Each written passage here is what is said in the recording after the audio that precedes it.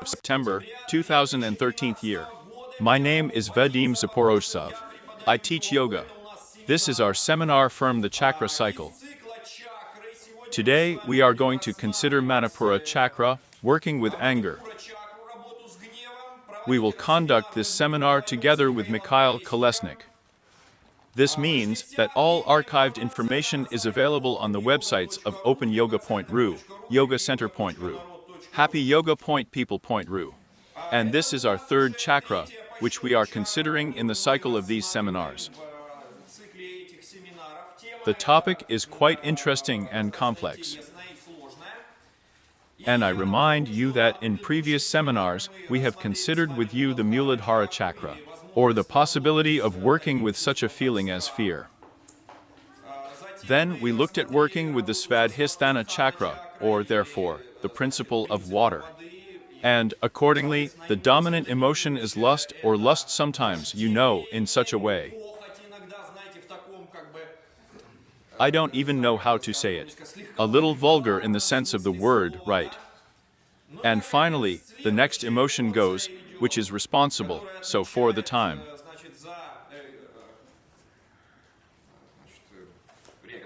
The next chakra that is responsible for the emotion of anger is the Manipura chakra, the so-called navel center. The umbilical cord is, strictly speaking, such a key chakra in ensuring our vitality.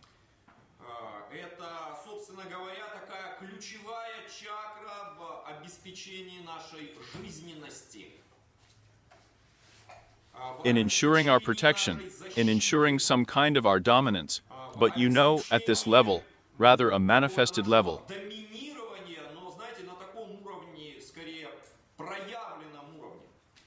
On a grossly manifested level dominance. According to the account, this is once again the third chakra. And accordingly, anger in this regard is a kind of superstructure over fear and lust. In previous seminars, we have already touched on this topic, which is that, well, first of all, there are no positive or negative emotions of ours. It all depends on how appropriate or inappropriate they are. And fear, and lust, and anger, things can be absolutely necessary for your spiritual development at a certain stage of your evolution, but they can also be a terrible poison and a terrible destructive force if you start using them inappropriately. Therefore, let's immediately philosophically tune into this basic idea of yoga, related to the fact that there is nothing good or bad. Everything is relative. It all depends on whose hands this or that opportunity, or this or that emotion falls into. And, of course, every person has the last word. It follows from this that, as you know, sometimes I read in some books, you have to fight your anger. You have to destroy your anger. Friends, I just understand that this is a declaration, on the one hand. On the other hand, if you destroy anger, but you are still at some certain level of ignorance, you will evolutionarily lose, not win.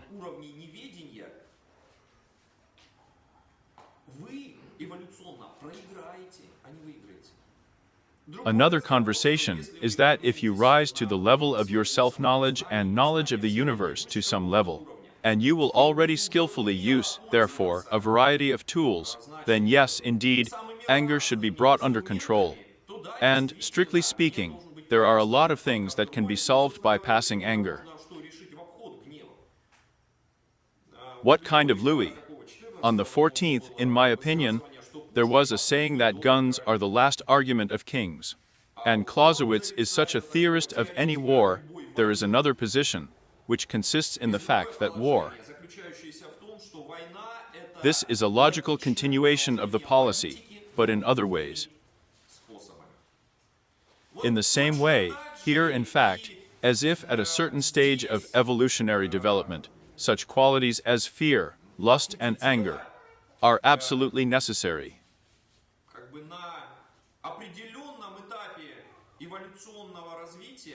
Такие качества, как страх, вожделение и гнев, абсолютно необходимы.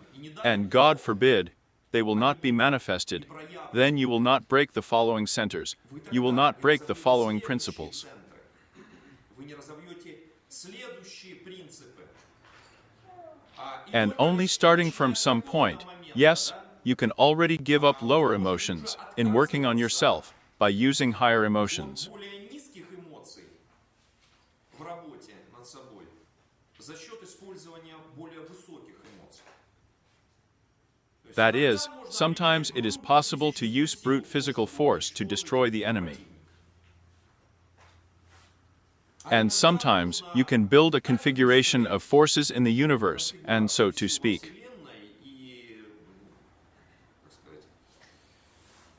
Here is this mechanism to run causes and effects that you will not need, no. It just won't be needed. But once again, it has to come in its own time and place. As long as it has not come, anger can be equally useful and harmful for us.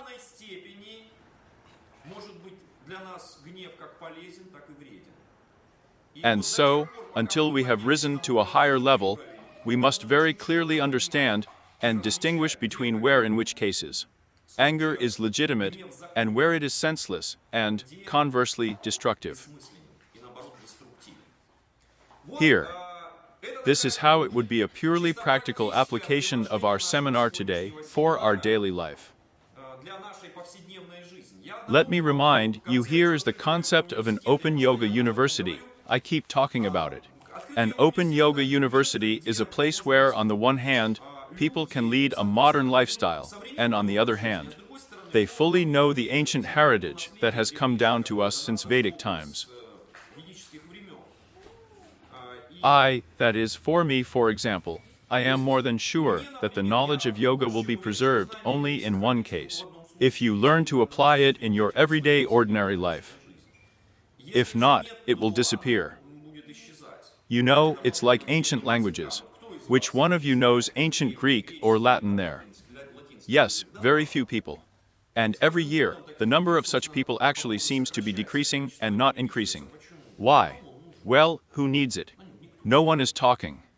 Here, that's exactly the same, so that any philosophical knowledge, it was first of all practically applicable in everyday life. Only then does it make sense to support and develop it further. Art. Wonderful. But before we go then we will go according to our usual scheme. We will look at what the ancient sages of Yoga Regina tell us about the Manipura chakra, about the navel chakra, what properties it has, principles, and so on and so forth.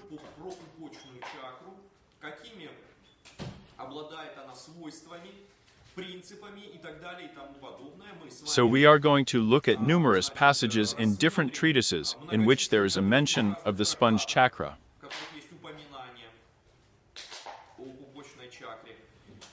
It means that we should, as it were, again make this connection of times, the connection of centuries.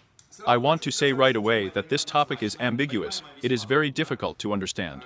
Unfortunately, most of the literature on everything related to the chakras is often written by people, it is, to put it mildly, random. Very often, this is some kind of estate from low-grade esotericism, not even an adequate perception of some kind, and some conjectures already from oneself, which, in fact, confuses all researchers of this issue. So, but before we go with you to consider, let's, determine for ourselves the location of this chakra. To do this, let's all sit in any comfortable position so that the back, neck, head are along a straight line.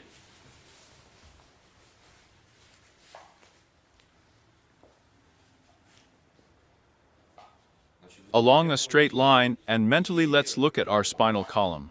From the sacrum area, and above.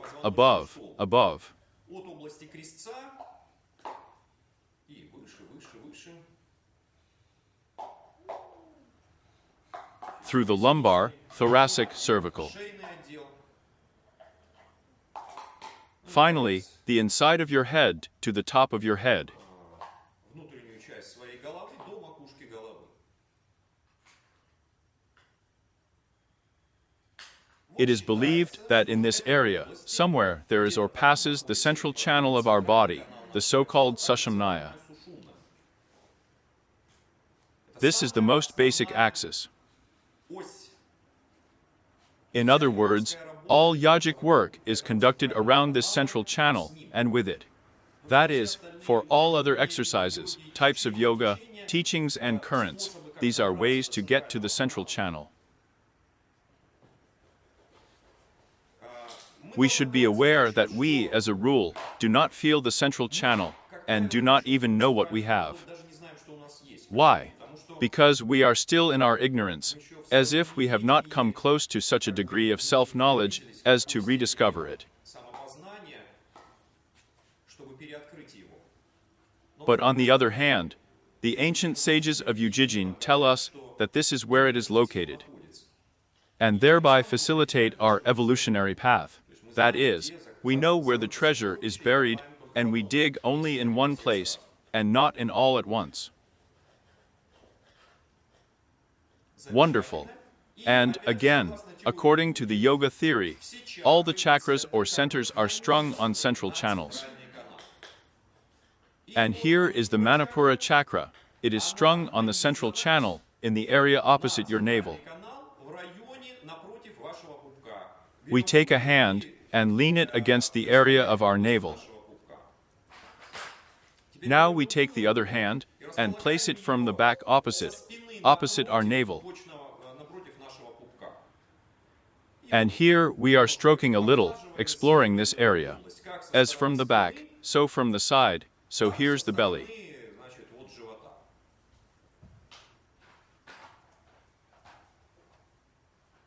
And now, if you start probing some vertebrae from the back, you may even feel that the sensations are different. A little higher or a little lower, you began to sort of squeeze the area of the spine. Чуть ниже начали как бы себе проминать вот область позвоночника. Wonderful. And now we imagine that if you draw a straight line from the navel to the place behind your back that you have just groped, then at the intersection with the central channel, somewhere inside, you are exactly there. Которое вот вы сейчас нащупали, то в месте пересечения с центральным каналом, где-то там, внутри вас, именно и находится It is the Manipura of the chakra that is located. That is, this is the degree for localization. It is located somewhere there, in the area of the central channel strung, but it gives its influence to the whole of this rather large area. And that's all further reflections, arguments, narratives, so to speak. We must impose on our personal subjective feelings of this area. активные ощущения этой области. Friends, I emphasize the word subjective. Why? For the simple reason that any chakra is a kind of door, or a bridge, or a passage that connects the roughly physical part of our body with the subtle structures responsible for sensations, emotions, and certain nervous vibrations inside our body, but up to the level of the causal body, where some such initial impulses of certain manifestations arise, which later acquire, well, first an emotional coloring, and then a purely physical one. До уровня причинного тела, где зарождаются некие такие начальные импульсы тех или иных проявлений, которые в дальнейшем обретают, ну, сперва эмоциональную окраску, а потом чисто физическую. It is very important to understand this so that in the future you can control the origin of anger and all its stages. И все стадии его, How to say the manifestations of your ordinary life. So, we are not shy. We close our eyes and from time to time, as it were, we probe thoughts on this area. мысли на эту область. And as the ancient teachers and teachers of yoga teach us, if you meditate long enough, then you will purify all the random layers of emotions and sensations of such meditation. Как бы очистить. and reach the basic principle, the basic structure of your body. до базовой структуры устройства вашего тела. И она у And всех it's the same for everyone. And sooner or later, you will come to those experiences and feelings that are described in certain texts. в тех или иных текстах. But I say right away, since we are all made in the same image and likeness, but the dirt is independent for everyone, that is, which you have accumulated in this area, there throughout, let's say, your life. Before you reach these basic sensations, you have to, sweep away layer after layer of dirt and cobwebs there, which, in general, has nothing to do with the Manipura chakra, but accidentally arose because of your particular karmic situation in life. Wonderful. And now I'm going to ask Mikhail, so it's an honor to have the relevant fragments from various sources, dedicated, so to speak, to Manipura chakra. And where do we start?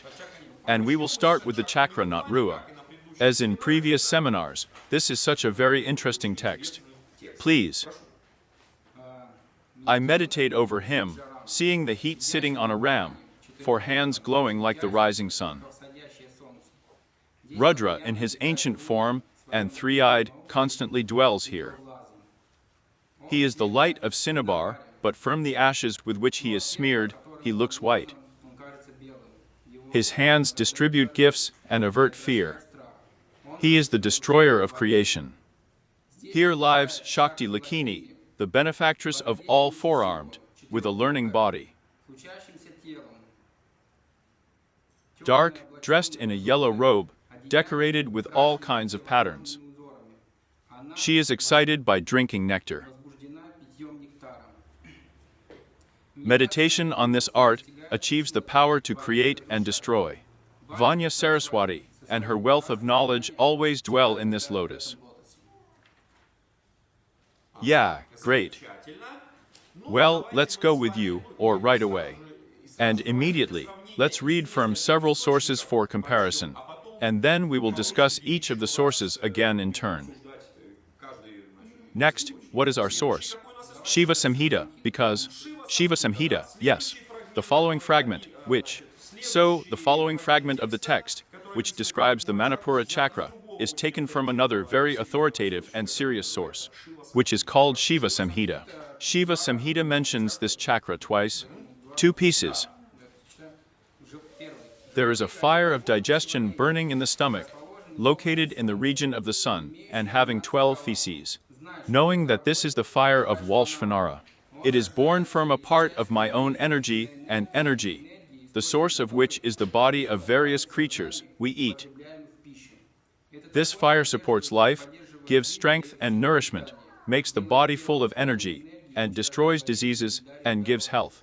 The wise Ijin, who kindles this fire of Bhavara, in accordance with his rituals, sacrifices food every day, following the instructions of his mind. Ah, a wonderful piece of work. And the second fragment. The manicure lotus is located near the navel. Its color is golden. 10 petals. Yes, da, na, tatha, da, na, patha. Her Lord Rudra wishes all the best for the goddess Lakini. When Ijin reflects on Manipura, he gets Patala Siddhi, permanent happiness. He becomes the master of desires, destroys sorrows and illnesses, deceives death, and can enter the body of another. Wonderful. Yeah. He can create gold, see initiates, discover remedies for illness, and find hidden treasures. Yeah. Wonderful. The following. The power of the chakra is not because we need it. Hari. Trouble. Ah, well, we'll find it now. No, this. Thank God, no. There is no food, it's just that we are gradually collecting a library of texts on the Yoga.ru website. And in fact, in the future, I want us to, as it were, collect all the texts that we have, linked here in electronic form. Moreover, we even translate some texts ourselves so that they are there. It's just very important that everything is kept at hand. So, and snake power, what does it mean? And now a small fragment from the book Snake Power, which was written by Arthur Vallon. He is also known as John Jorgadrav, where he also describes the properties and manifestations of the chakra manicure. There is a Phipadma manicure lotus above him in the navel area. It is so called because, according to Gautami Tantri, there is a fierce Tejas, sparkling like a jewel. This lotus has 10 petals, which will have the letters Dam,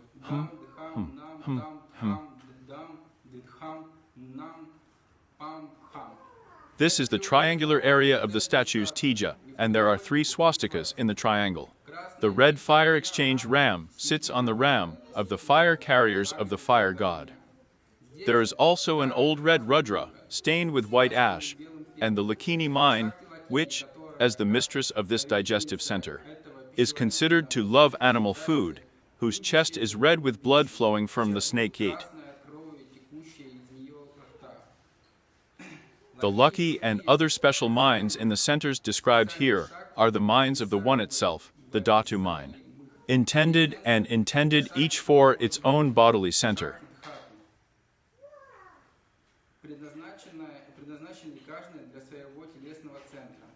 Concentration on these centers can include satisfying the appetites of these goddesses. It is believed that the minds of the higher centers do not consume meat. From these 3 centers, the gross virat, the body of the waking state, develops. Yeah, wonderful. Well, now we'll wait a little. Now we have a text from Anand Lahari. I will quote there literally. It is very, very small. So, but before we go any further, friends, here are a few more general words let's have. Now in the West and in our country, a huge number of books dedicated to the chakras are being published. And sometimes these books come from a variety of sources. Sometimes there are psychologists or parapsychologists or about psychologists. Sometimes these are some kind of semi-religious, semi-sectarian organizations.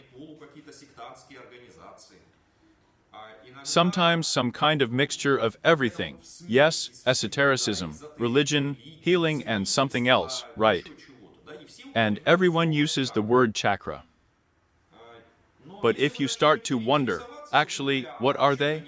Where did they get it from anyway? How did they know that there are chakras at all? Then you will track such a trajectory. All this knowledge goes back to ancient yogic knowledge, and first of all, they are best preserved in the so-called tantras. That is, in tantra yoga. This is in numerous tantras, as well as in texts that, as I tell you, relate in one way or another to the so-called yogi mahasiddhas. Well, or to the corpus of literature related to naths, or to numerous other followers, well, such as the yogic tradition, which, as it were, occupied such an intermediate position between the classical yuga and, rather, the tantric tradition. If you start studying more ancient texts, then you will not meet the chakras in a direct, descriptive way like this. In any case, from all widely distributed sources that have come down to us. Of course, there are mentions in the Vedas and in other texts, but they are so veiled, they are so. How can I tell you? They are so well allegorical that it is very difficult even to understand what is being discussed. And here there is a text called Anahari. Its authorship is attributed to Sri Shankaracharya, the greatest teacher of Advaita, who, in fact, knew the Jovian and Tantric traditions perfectly well.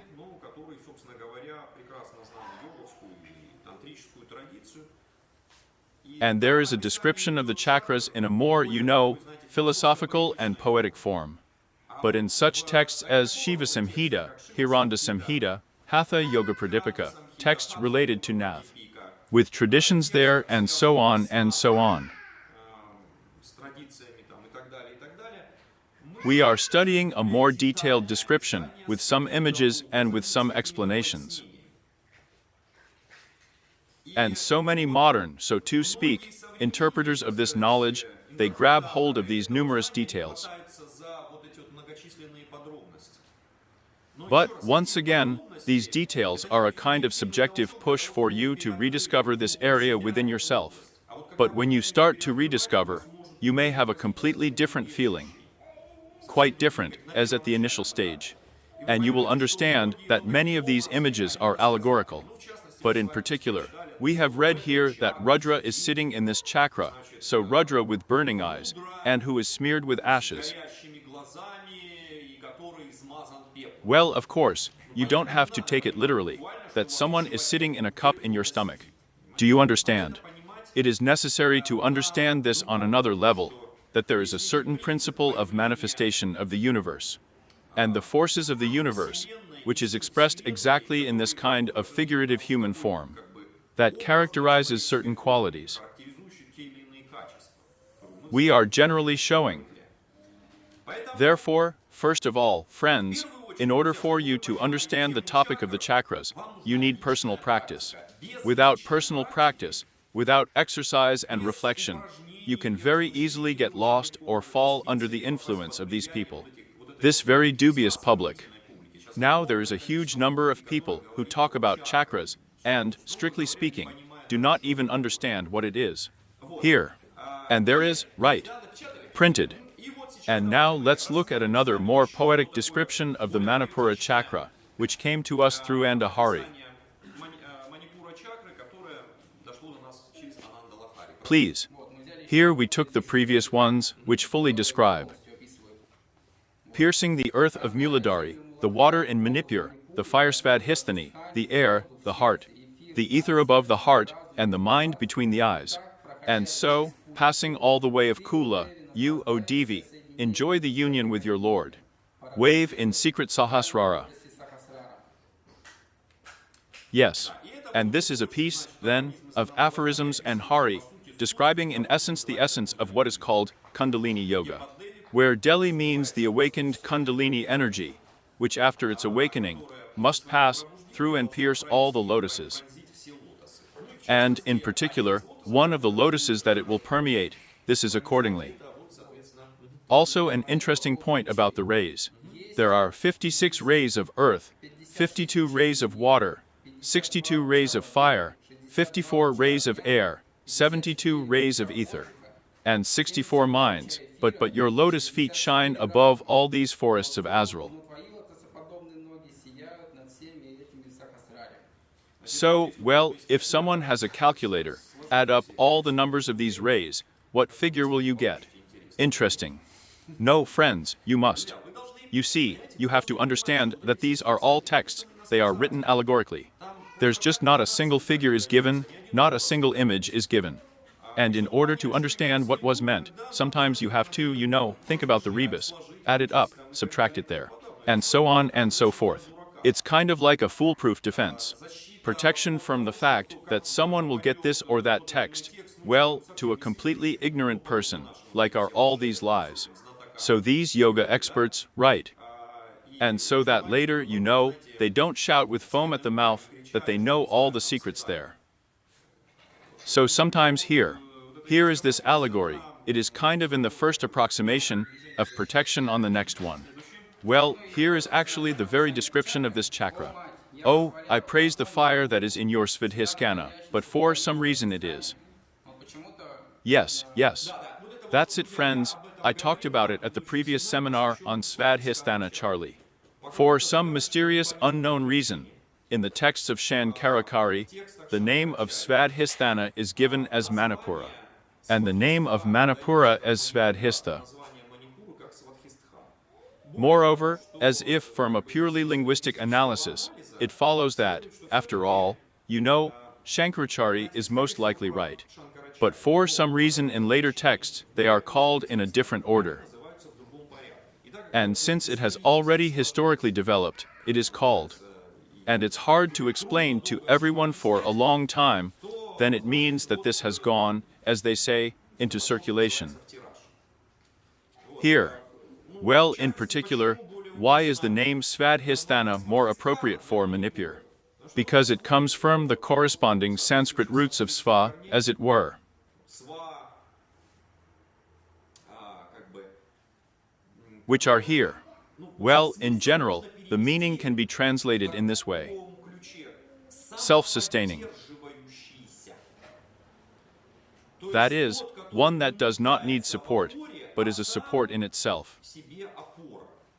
И And indeed, действительно, if we если analyze the actions and ability of the Manipura chakra, then it is primarily responsible for ours. она как раз в первую очередь отвечает за For нашу our жизнь, vitality, за наше for our state of состояние what we того, что мы are, есть, for our immunity, за нашу for our иммунитет, ability to destroy за нашу everything, let's возможность say, разрушать pathogenic effects все, or скажем, digest во something время else, which we'll talk about a little later. или переваривать пищу, о чем мы чуть попозже поговорим. In this regard, there is a very different direction, extremely important, bundles of what is called yoga nutrition with Manipura chakra. С Манипура чакрой. Pay attention to what a very interesting picture it turns out that the Manipura chakra on the one hand is associated with anger, on the other hand, with vitality, on the third hand, with immunity, on the fourth hand, with the ability to digest food, and, generally speaking, to eat certain foods. Here, and you know, this is what ancient texts written in Sanskrit are good for, unlike modern texts, such as those on philosophy or science. They are good because analyzing the meaning of the roots of certain words, you understand the essence of the phenomenon or process or object that these words describe. Ты понимаешь суть того явления или процесса или объекта, который эти слова описывают. This is the same situation, by the way, observed in the Old Russian language, in the Slavic languages, which still go back to the oldest roots. If you know the roots, then you are all.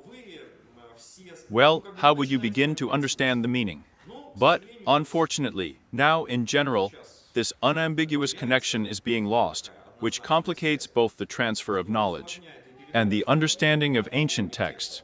That's why, if you seriously ever decide to do, say, the study of a particular type of yoga, then sooner or later, you will have to study Sanskrit seriously enough, and moreover, even the Vedic language. Here, I honestly, frankly say, I don't know Sanskrit, I don't know Vedic. Why? Because when I started studying, I felt that I was going to fail, and I couldn't do anything else, because it's very exciting. So I said to myself, no, stop. Let my students with Sanskrit professors. I'd rather inspire them than do it myself. Yes, so, the word Svadhisthana, in its meaning, is actually closer to those qualities that describe the properties of this. But the word Manipura is just closer to those qualities and manifestations that, in fact, are responsible for the principle of water, which is a little closer, and which is called Sarhistha. But once again, since this is already historically, this error has developed, moreover. It arose back in God knows what times in the text, that is, no one raises a hand to change places all of this. Yeah, please. I praise the fire of ores, which is always in your Svadhisthana Ford, chapters from Sambat. I praise his mighty mind Samaya, when the fire of Ludra incinerates the world with a look from her eyes breathing rage.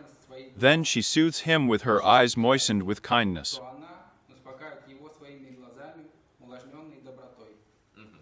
Here, look, in fact, several bushes about the same thing. Somewhere there is an intersection, somewhere there is not. In other words, it all comes from a common source. I want to remind you once again that the knowledge of the Yuga has been preserved very poorly in bits. That is, there were some primary sources, the first impulses, then they have reached our days in different branches. Somewhere the headdress was divided into one, somewhere into another, somewhere into a third. Here. And so, well, there are even small discrepancies, as it were. Well, there are also different techniques for using Manipura chakra there. And this also gives rise to additional narratives related to certain qualities. In particular, we have read that a person who has mastered the Manipura chakra can see the invisible there, moreover. Digesting means some indigestible things. What else is there Avalon? Avalon was in the book. What is he doing there? Well, Shiva Samhita promised most of all there, even to create gold and initiates, to open doors at a distance. Yes, look what the situation is too. Firm. Medieval alchemy in European countries, which was, in fact, the progenitor of chemistry. After all, it did not arise from scratch. I, and we. Well, you remember, right? Here we know from school that the alchemists did what? Gold mining. So, the extraction of the elixir of immortality. Well, there's a lot more, by the way, they were doing. And sometimes the strangest details came out about what they were doing there. So, when researching the question of where European alchemy came from, you will reach India along the chain. That is, apparently, the knowledge of alchemy was introduced through Spain, respectively, by the Arab conquerors. And directly in the Arab countries, this knowledge was inherited from India.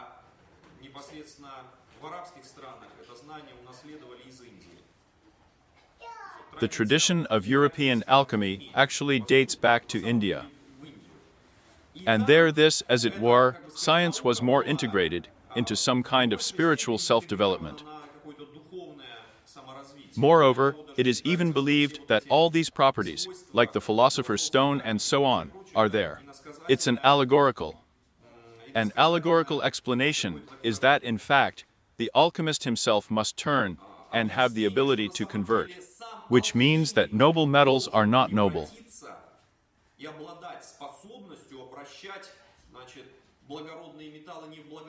And right there, you know, such a key was given, that it had to be understood in every sense of the word. That yes, there really was some absolutely wonderful ability to transmute base metals noble. But there was another facet of this question. This is such a person, then, who could transform other people to raise them to a new spiritual level. And there was one. Such a comparison, gradation of people according to the following.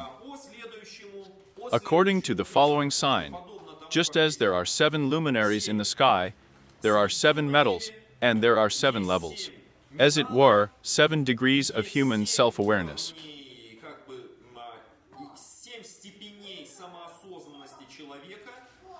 And so a person at the highest spiritual level was compared with gold, at a lower level, but also quite high, with silver. And then, it means the most primitive level, which involved both copper, iron, and lead. Here. Therefore, you know, it is very interesting to read the same Shiva Samhita. You begin to understand the keys of alchemy in general. And what worked and how. Yes, please. Yes, of course. Here he lists all the false ones. Chuck. Yeah. There are a lot of martial arts that are engaged in internal schools, also from Chuck. Ask a little louder, I didn't hear. Who is there? Every possible way. The internal school of martial arts is not only internal martial arts schools, so you can call those energies Qigong and so on. Yes. No, Qigong, I've heard about internal martial arts schools. Let's just say delayed a lot of things. Astral karate. Well, that is, there is a very fine line between madness, but, roughly speaking, some techniques that work, and even use, slip through. There's a point for a very long time. The question is as follows. Almost everywhere. That's all that was called. What he called, what I heard, monitors associate with a juicy plexus. And I'll throw it off anyway, it's more of an area just below the navel. We can conduct a detective analysis. That's where this understanding came from. If they are wrong somewhere, why do they consider the solar plexus? Well, let's do it this way. In fact, this is the most thankless thing to analyze. Analyze other schools, currents of teaching. Why? Because you said it absolutely correctly. They did not arise from scratch. So I have been studying various issues for a long time, including, of course, I am interested from time to time. I have quite a lot of people I know, certain other types of yoga, and philosophical systems, which means that the same DOS, the same tantric Buddhists, and so on, are propagandizing. But here I have it. Well, I am. Of course, I may be brazenly stating this, but I had such a thing that the source was India, and this is all, well, adaptation to other cultures, to other times, to other countries, and so on and so forth. What was copied from India after all? Copied from India.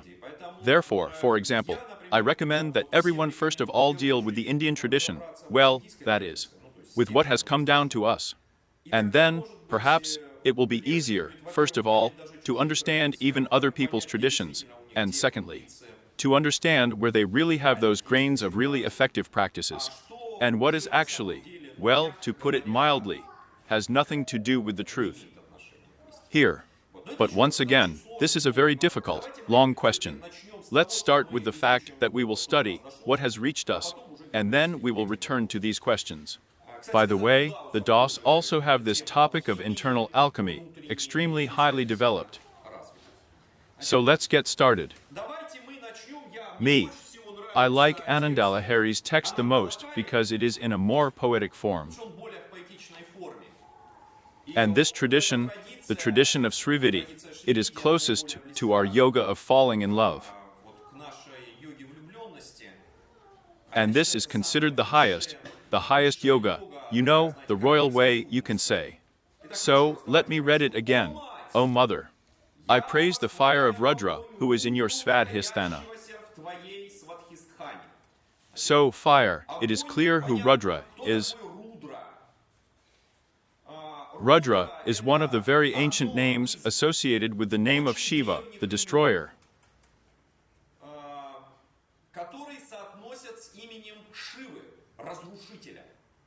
That is, Shiva Rudra is the destroyer. Plus more fire. You know, just like fire burns everything, destroys, just like anger destroys everything, right? Just like your immune system kills all the pathogenic bacteria out there, or some adverse factors, right? Just like a person with a developed manicure like this, he begins to dominate and prevail on the physical level, yes. He is, you know, such a force factor with his presence, which has to be reckoned with. Once again, remember, yes, guns are the last argument of kings. So, this center is in the Manipura chakra. Being in your Manipura chakra, in the form of therefore, sambar.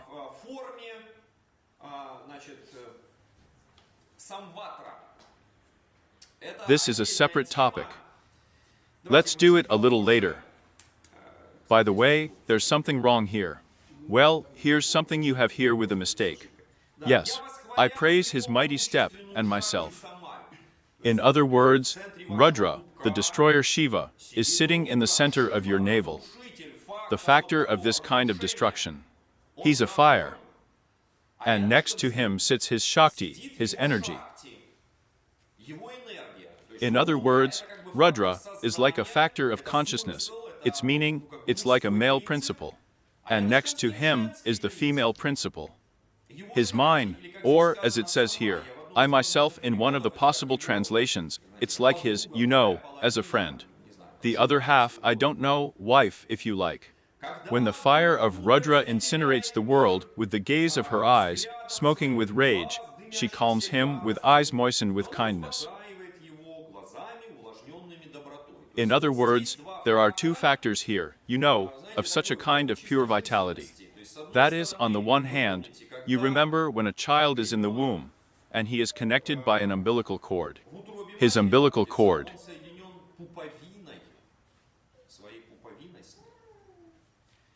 That is, as if this factor of vitality, well, as if when a mother carries a child, protecting it, as if she pumps it. Pumps vitality through his umbilical cord. And on the other hand, you know, another manifestation of the same chakra, this very manifestation, like the destructive anger. But then again, here are the eyes mentioned, smoking with rage.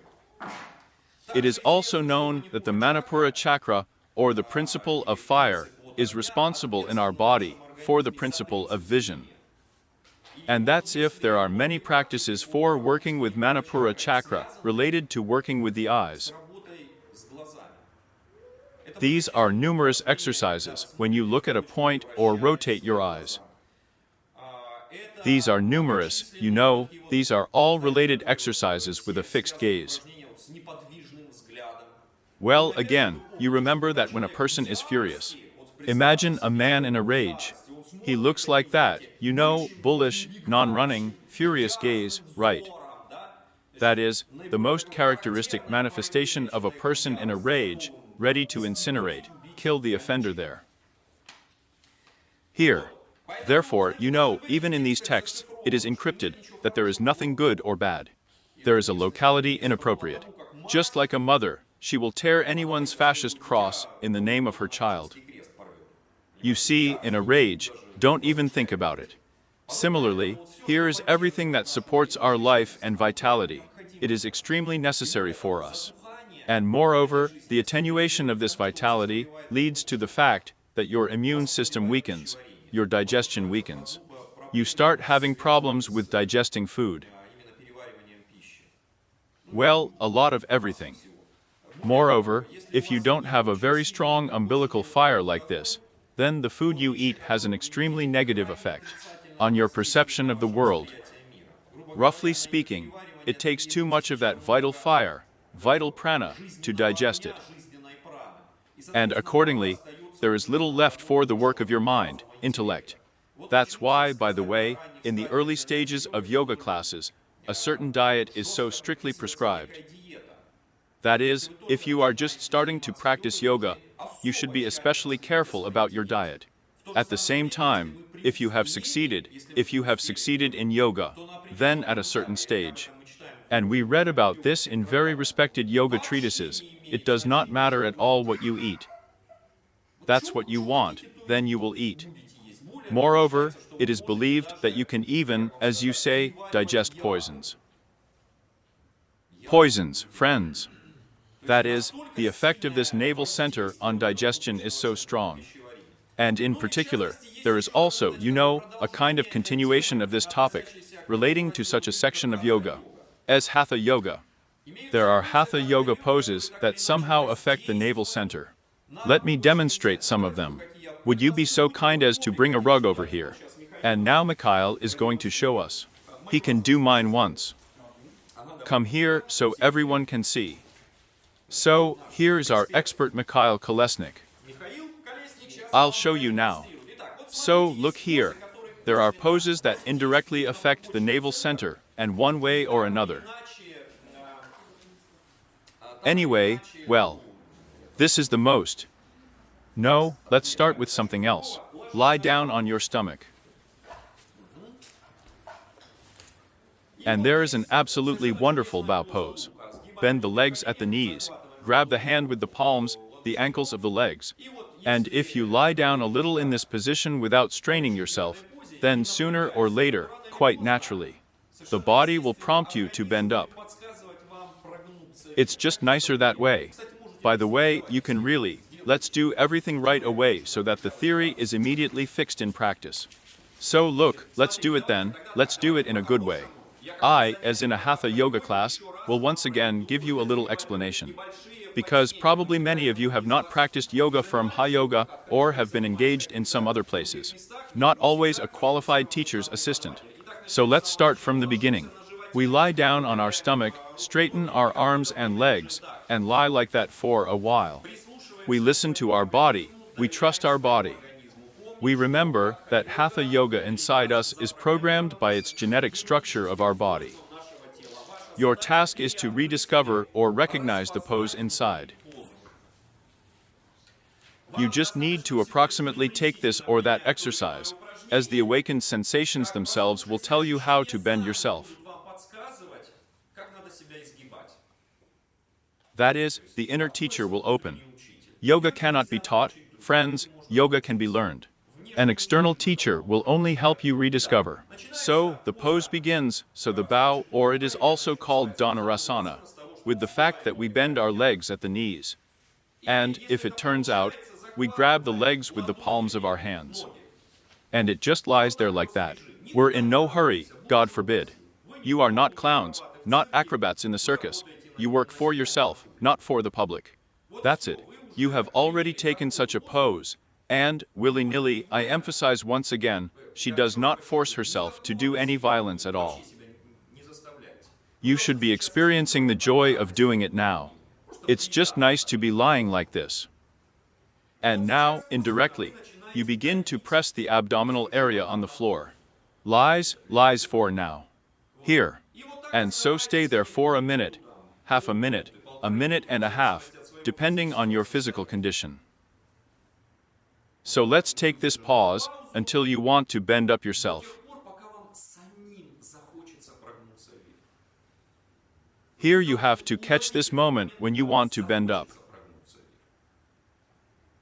so that someone doesn't force you from the outside, and you don't force yourself, but at some point, you will realize that if you overcome yourself a little bit, it will be more pleasant, that the joy will increase. If you catch this moment, that's it.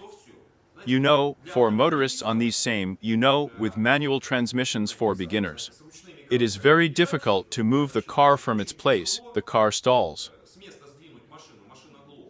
You need to catch the gas pedal and clutch, right? But if you catch it, you will go. If you don't catch it, you won't go. That's exactly the same in Hatha Yoga. If you catch a bundle of joy from fulfillment, to joy from overcoming yourself, you will be a Hathajan. If you don't catch it, it's acrobatics, it's, I don't know. You'd rather be clowns in a circus than Yoko. Oh yeah. So, as soon as you caught that it would be nice to bend up a little bit, we begin to bend slowly. If not, we continue to lie down. And as soon as we felt that it was nice to bend, we bend.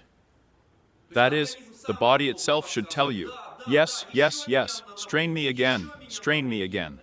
At some point, you will want to experience the joy of overcoming yourself. Come on, Mish, experience the joy of overcoming yourself. Here he has experienced. And pay attention, he has the navel area now, there is pressure on it. And now, Mish, you can swing back and forth, slightly left and right. That is, as if there is a small massage of this area. There is another explanation for Hatha Yoga. Do not hesitate to experiment with the pose.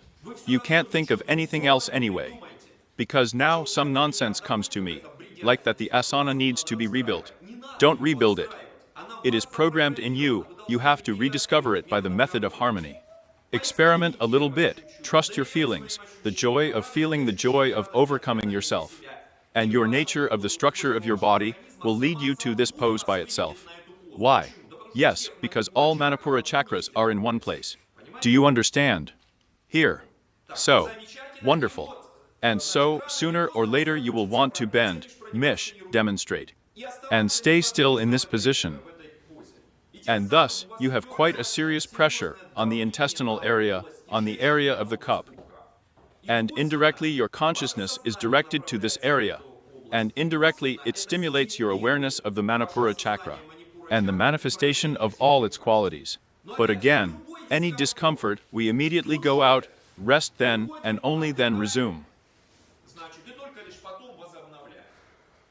Let's say one of these topics, such as Hatha Yoga, is connected, respectively, with those devices, the device of the human body.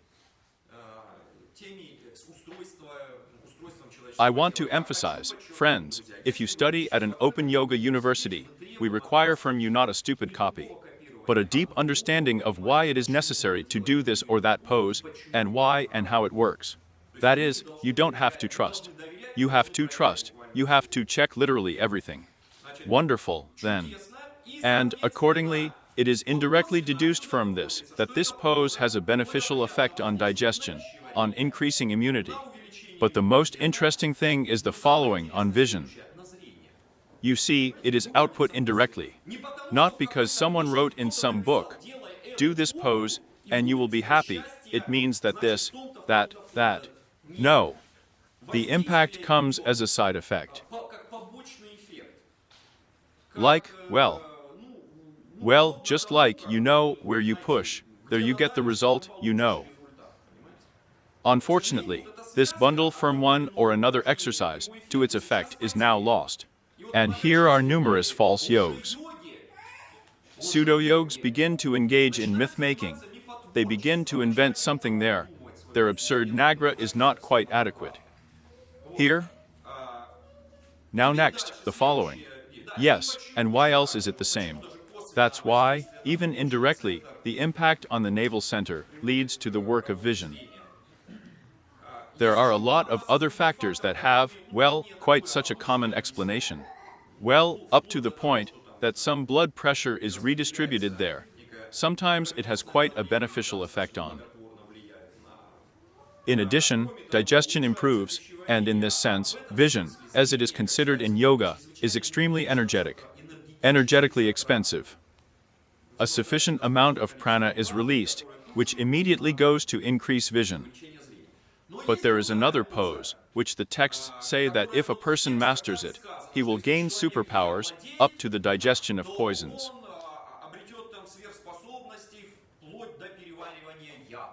This pose is called a major peacock pose. I'll try it now. No, I'm going to let it all out now.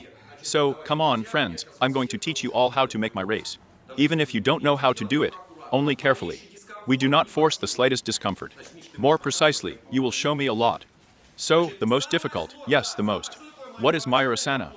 This is the peacock pose, or when you stand on your hands, and your body is horizontal to the floor. And here you are, that's who is demonstrating great there. Well, now you'll see, right? Outwardly, the pose looks absolutely amazing. If you show this in front of your family and friends, you will earn a reputation, yoga for all time, right? Here? But in fact, learning to do it is extremely simple. Let me teach you a secret now. You will do it competently for the new year, and, in general, you will be on holiday. Digest the poison after the New Year holidays. Infect all your loved ones and digest the poison. So, the most difficult thing here, friends, is a very painful condition. Here, what is this place called? The wrist. That's the biggest problem. Everything else is not a problem if you know some tricks. You know, sleight of hand, no cheating. I walked in these poses. So it starts with the fact that you rest your palms facing inward.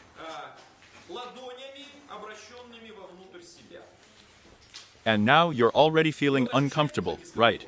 Here, as a rule, people feel discomfort. Why? This is an unusual state for us. This is the biggest difficulty in this pose. The biggest one. If you stay there for at least a few minutes a day, I assure you, in 2 or 3 months, this discomfort will disappear. And you will easily do the peacock or major pose. So the next step in the possession of the major is that we bend, lower our head to the mat, and we are in this position.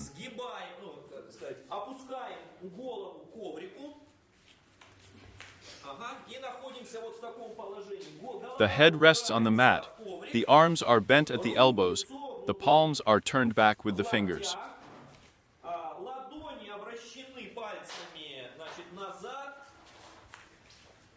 And in this position, again, if we stay every day for, say, 2 minutes, then in 3 months, I guarantee you, you will be in this position. And then the little tricks begin. You have to bring your elbows together in this position and rest them on the navel area.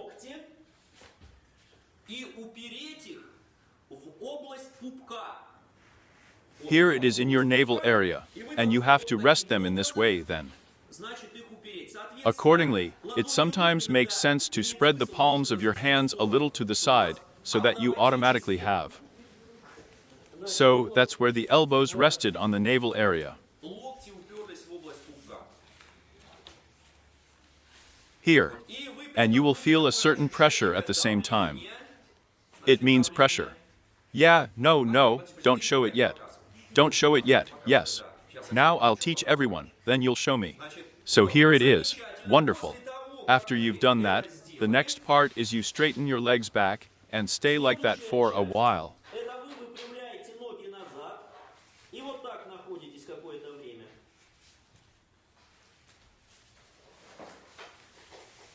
That is, you are leaning on the toes of your feet, on your head, on the palms of your hands, with your fingers facing back.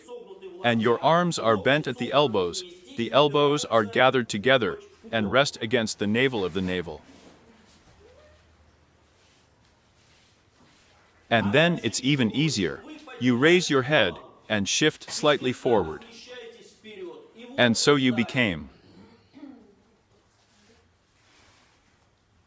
This is called the Mayurasana pose or peacock pose. Mish, I'll demonstrate now. In its final form. Legs back, raise your head, and forward. This is Mayurasana. Yeah, that's enough. So look, you are resting your elbows on the navel area.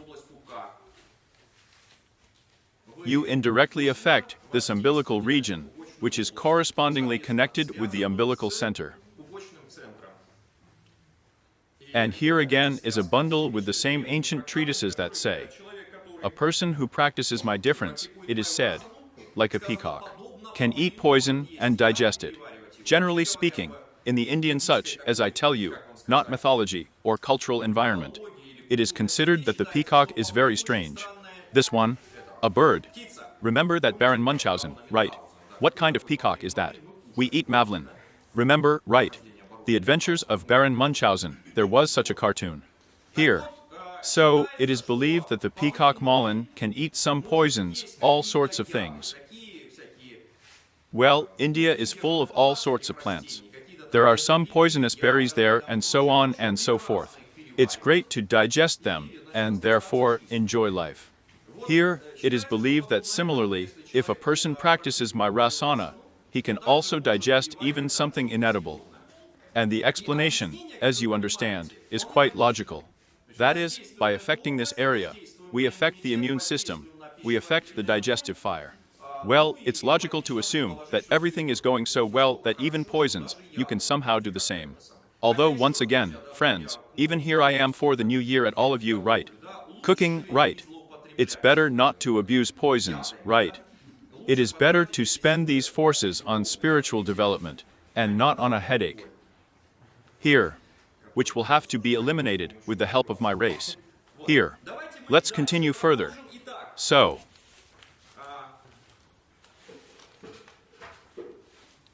here we have considered one of the methods of influence, which quite logically follows, and we started with Anand Lahari. Now, Mish, let's go back to Shivasa again. But from Manipur, it is located near the circle. Its light is golden, 10 petals. Ha ha ha.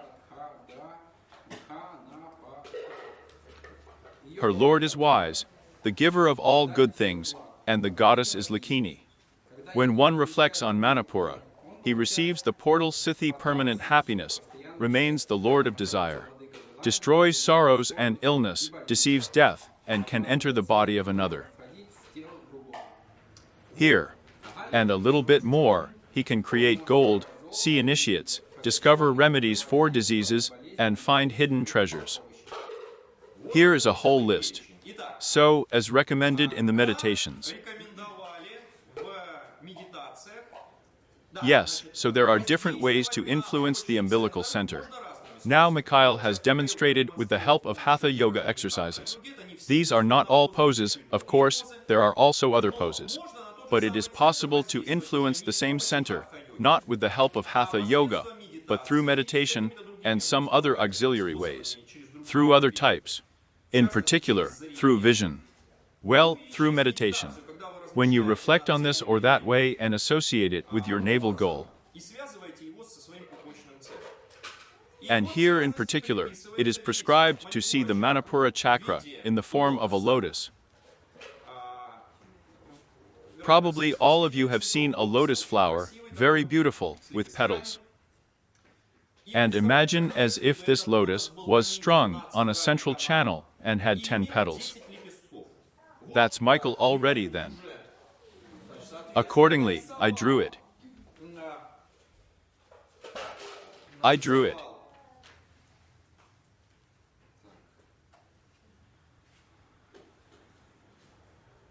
I drew what it might look like. Once again, I want to remind you that these are the images of the chakras that are now walking from one book to another. They have their own, in general, origin, often have the books of Arthur Avalon, Snake Power. Происхождение зачастую имеют книги Артура Авалона «Змеиная сила». Everyone just started copying. So, what do we see with you? We see a lotus with 10 petals and inside a very interesting yantra. Интересную янтру. You see, there's a banner of the International Open Yoga University right here at the back. That is, it is written International Open Yoga University, Open Yoga Point Ru, and in the background. It is written, drawn yantra, the so-called Sherry yantra. Pay attention, she has four sides, square 4 sides, 4 entrances, roughly speaking, to this yantra building. Here and here are 3. So, and by the way, friends, it's all for a reason. There are still other bundles with other yogs who, well, roughly speaking, tell you that here are 4 in this sense. A stable, favorable combination. Грубо говоря, вам говорят о том, что вот 4 в этом смысле устойчивое, благоприятное сочетание. It is also known in India, such another figure, it is called a swastika.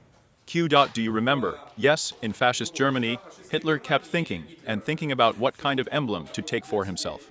And took a swastika. Yes. And since then, fascism and the swastika have been associated with us, as they say. But the swastika has nothing to do with fascism. This is a very ancient Indian symbol that has been known for thousands of years, right? And this swastika with 4, in fact, these rays, it's very much, as they say, such, such a theme of stable equilibrium, as they would say in mathematics, right? But the swastika with 3 rays is very unstable, destructive. Like the third extra, remember, whatever. Sayings, let's say. So, actually, in the future, by the way, it received a very interesting continuation in numerous rituals. After all, as it is said here, the one who has awakened this chakra in himself is able to destroy something there, and not know any obstacles on the way.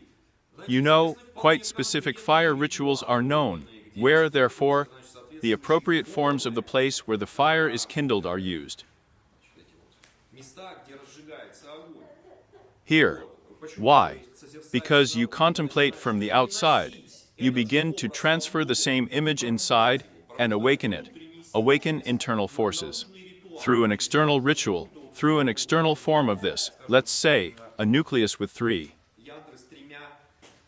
With these 3 inputs. That is, it is believed that this fire lives there in the form of samvatra. The origin of this word is also very interesting, but I am now. Let me not go into Sanskrit. Because when you start, analyzing roots and so on, it's generally possible to forget about everything in the world. So, let's reread it from the beginning again. Yes. The Manipura lotus is located near the navel. His gold is there. Then let's gradually move on. Its color is golden, or in other texts it is said, it is the color of cinnabar. In general, in fact, cinnabar was an ingredient that was quite popular among alchemists. Oh my God, it's a mercury compound.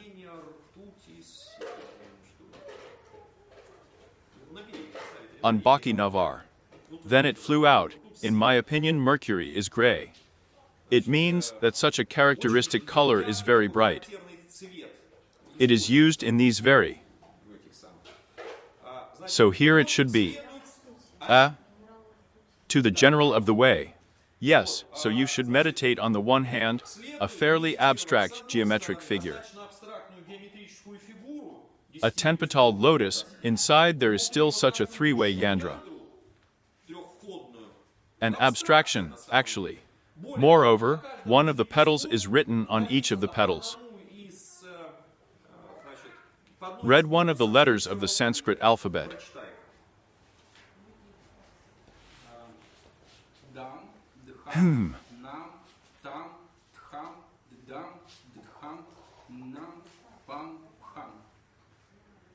Yes, so what is it? Well, you know that there is a Russian alphabet, abd, ij, z and kln, and therefore its port, right, here. And the Sanskrit alphabet also has a certain sequence. And here a small, well, sequence of the corresponding consonant sounds is given.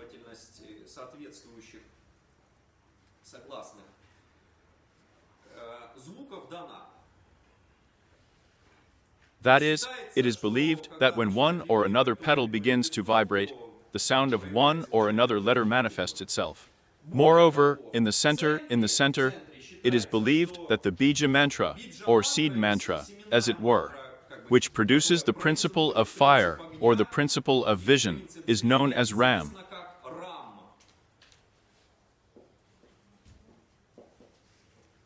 Yes, Ram. Here is that during certain practices or meditation on the pubic center, this mantra is used, respectively, in order to better realize this center and awaken it with all its qualities.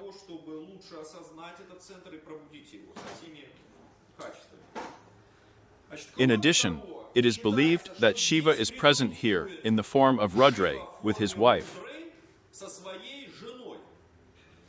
Here it is named, respectively. How is it there? Lakini. Yes. And then there are also very interesting details, sometimes related to the fact that, well, as it were, as if with the food that you and I can use.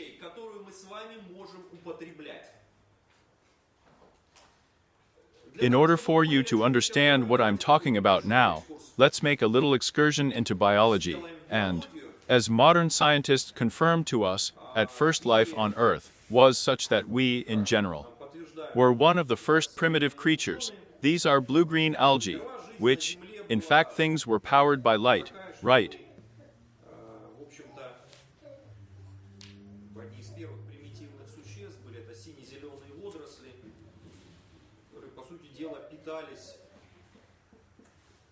Well, before that there is still, in general, I will not pass now, yes. But this factor is when living beings have learned to eat at home or standing on a lower evolutionary line.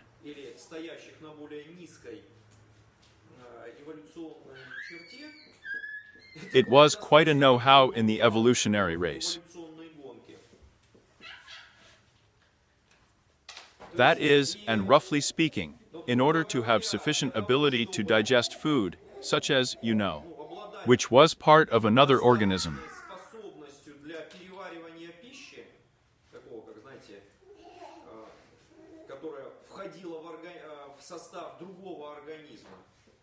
It is necessary that this corresponding center be developed throughout the evolutionary development of a living organism. In this regard, friends, here we are at school, back in the Soviet years, many of us, some of us, I hope, have already studied Darwin's theory of evolution. Yoga, by the way, fully agrees with this theory, with only one addition. Yoga believes that evolution follows two parallel paths. In other words, the fact that we see a change in species and the emergence of increasingly complex forms of themes is not a game of some random mutation factor, as in general modern scientists claim there, but the activity of the highest poison of a living organism to which the body belongs.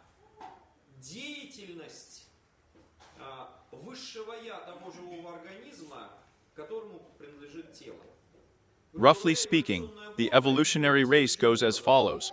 An organism, living in a primitive form, gets such an experience that the higher self of this organism overcomes some degree of ignorance and, accordingly, receives at its disposal certain forces associated there, well, in particular, with the manifestation of certain chakras. And that's only after that it has the opportunity to complicate the body. That is, that there really is an evolution, but it is parallel. Physical and spiritual evolution. In other words, there is no physical revolution without a spiritual one. And spiritual evolution should be understood as the degree of self-awareness of the higher self of a living being. Only this explains the complication of the body up to there on the asphalt. So, even the very factor of the fact that at a certain stage of evolution, certain forms of existence arose, such as the ability to eat there, so, to their own kind, right? Well, you know, yes, that there are trees, they do not feed on anyone. But in any case, no one alive. And they take from the surrounding nature with the help of photosynthesis and other factors that ensure their vital activity. But already the world of animals can eat their own kind. And I do not know if there is at least one animal that, as I tell you, would feed directly from the sun and the surrounding nature.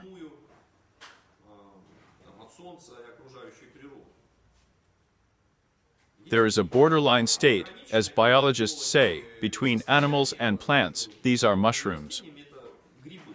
It is very difficult to say whether they are animals or plants. Here.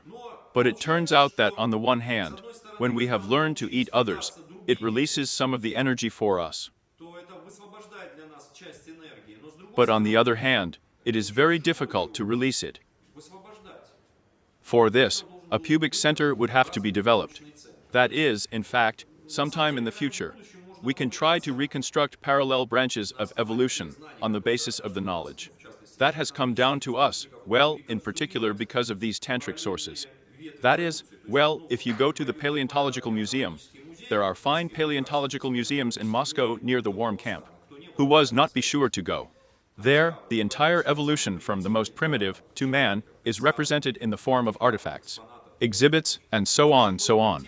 So, it would be very interesting to draw evolution in the same way, as in what sequence certain chakras were manifested by certain living beings, and try to correlate whether there is any correlation or not. Something to tell me that there should be. But let's go further. So, on the one hand, into this. It's like this, like a purely mechanistic chakra, where you know how, where to press, and you get this or that response. On the other hand, it is as if there were such kings and queens, the rulers of this chakra, and if you meditate on them, on their quality, pronounce their names, then you can get the same effect. And here we also get another very beautiful link between the action of the Manipura chakra and certain mantras. It is known, for example, in yoga, that there are mantras that destroy. You know, like these spells, here from fairy tales, Hop uttered such a mantra, and had an impact on this, the 5th, the 10th. So, the question always arises, but how does this impact occur? Well, if we really do not exclude that it exists. Because, of course, it's very hard to believe how the action of a word can lead to some physical actions. Then, in the rather difficult science of explanation, it is believed that one or another mantra you are not only acting on fire, you are acting on yourself, on your hidden abilities, powers that you may not even know about. And already they, in turn, act outside. In particular, these or other mantras are related to this effect of destruction, overcoming, and so on, are just related to the fact that by saying this or that mantra, you force the bathing center to work in some special mode. And it, in turn, somehow affects the surrounding universe.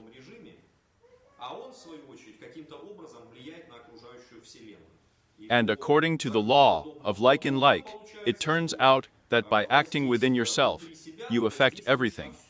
Because from this point of view, yoga believes that no matter how we can speak there, in the center of the fire of a person personally. No, this is a small plot that we rent from absolutely all the fire that we have.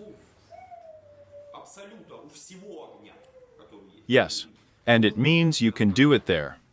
In general, to muddy the water, or do something there, influencing the conjugated some areas. This explains one or another magical, as one might say, manifestations. So, let's move on. What do we have there? Instructive. But one thing. If you're right here. Absolutely. Yes, that's a very good point. So, the well-known, so-called Astra Mantra. You will read in the texts, especially in the tantras they love very much. That's where you say the Astro Mantra. It means so many times, and so on, so on. Everyone thinks, what is the Astro Mantra? What is the Astro Mantra? Astro Mantra is a mantra fad. And indeed, you can find the components of this mantra here.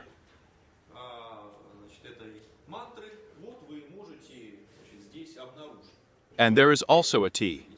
I remind you, there is a syllabic letter in Sanskrit. Here, unlike the Russian, where would we say DN there? What is there? T. There the syllables go. Yes, there. And so on. That is, they necessarily agree with the vowel. So, and another such moment, I looked at them all the time and watched with my son how he was developing. And the first thing he starts to say is their ba. Ba.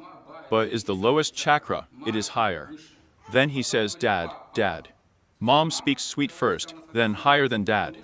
By the way, here too. That is, such a nuance. Moreover, he absolutely does it unconsciously. But it seems to me that somehow evolution does not lead. Of course, friends, there is, I say again, one of the most difficult sciences to understand is mantra yoga, friends. Well, the most difficult thing. Here we have loaded a series of lectures right now and continue it according to the book by John George Rudarev. This is a buku garland. This is the rationale for the mantra balls. That is, why mantras work at all and what they are. This is a really complex science, and a lot of things become clear from myths. Let's say, from the myths about a single language, and that if you know the name of an object and phenomenon there, you can completely control it. Yoga has preserved, not just declarations of this, but at least some clues, in order to understand this whole mechanism. Of course, in the smallest knowledge. It requires a lot of work, a lot of study, rediscovery. But since modern man is not up to it now, everyone is running, jumping.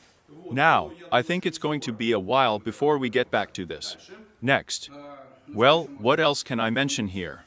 He did not mention that Manipura, one of the translations, was being translated into a city with precious stones.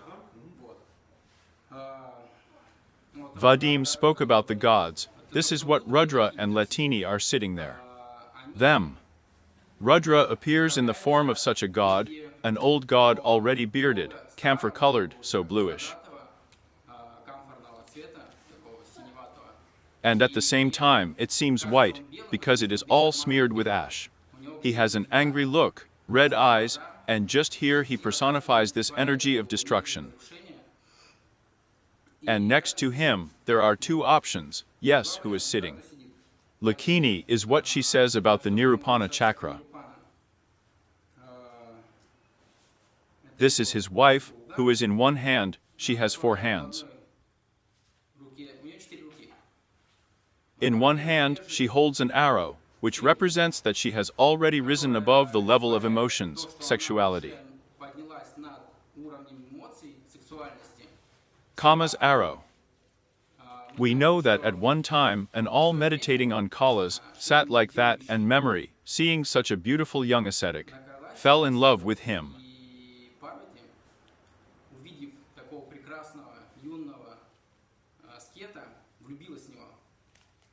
And she took care of him. She wanted to woo him. And one day Shiva opened his eyes, and right there the god Kama just shot at Shiva with his arrow worth bees, in my opinion. The god Kama is, the European equivalent of the god Cupid. You remember too, don't you? Here they usually draw, so he flies with wings, and inside he has a bow and arrows. If he shot an arrow, it hit, the person fell in love. Here. And her. She was also holding this arrow in the description, and that personified just the fact that she was subject to emotions. Here it embodies the fact that she has already ceased to be subject to these sexual emotions. And in the next hand, she holds fire, and also carries lightning, which also embodies the nature of fire, electricity. That is, not only fire, but electricity also refers to the nature of fire. Well, in one hand, she holds a mudra that blesses, that gives. The animal that personifies this chakra, which is a bright representative, is a ram. Well, probably everyone understands why a ram, right? Because it is vividly pronounced. Yes, these are the qualities of the Manipura chakra. This is a man who goes ahead. This is a man who does not listen to anyone and is filled with rage, who will go and get his way.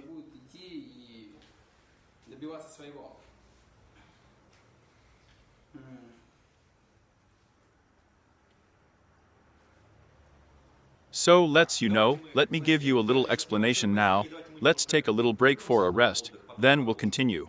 So here's a good point. The image of Shiva in the form of an ascetic who is smeared with ashes.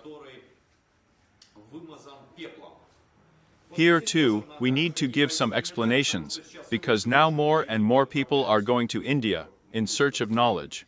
And you can meet such rather strange people somewhere in India.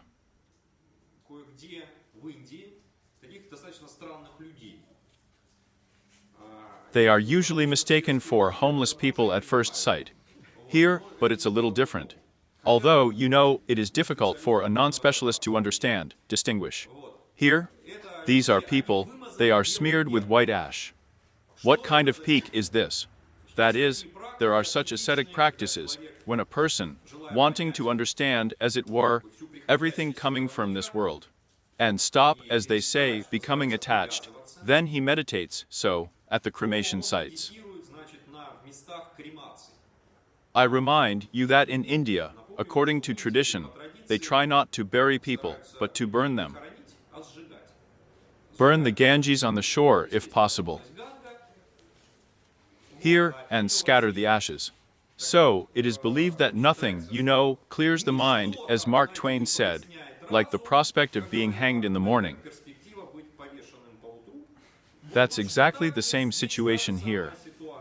Nothing brings you back to a sense of reality like contemplating, a cemetery. Or in the Indian version, a place where people are burned. Yesterday he ran, jumped, was alive, and hatched plans to conquer the universe, and today he was burned. And only a people remained of him. Here. And so on these. These places are sometimes inhabited by such. As if such ascetics, who are exactly rubbed with this ashes from the funeral pyre. Here. And moreover, it means that in their inner spiritual research, this is also a practice. As a rule, it's in the tantric tradition that you are filled with anger towards everything that enslaves you. Because, as it were, temporary things enslave you, which tomorrow can be burned, turned into ashes. And so many of these ascetics are distinguished by a very severe appearance and burning anger of the eye. Here, in other words, in this seminar, we will talk with you again about this method of working with anger purely practically for our days, for our time. Here. And it is believed that it is better not to particularly anger such people. Because they have been practicing yoga for a long time, so much, it means that they have gained strength, that God forbid you will anger him. He will burn you with a look. Really, friends, it's better there. You see a cage sitting there, it's better not to kick it with your feet, it's better to go around. Although I should warn you right away. Unfortunately, there is a huge percentage of outright charlatans in India who, are just pretending. They tend to very strongly demand money from you. Very strongly. Here. But on the other hand, there is also such a philosophy, how to communicate with them. It's better to never anger anyone at all. Remember this anecdote about what a patient comes to the doctor and says, "Doctor, I have anger," he says. "Give me a cure for anger."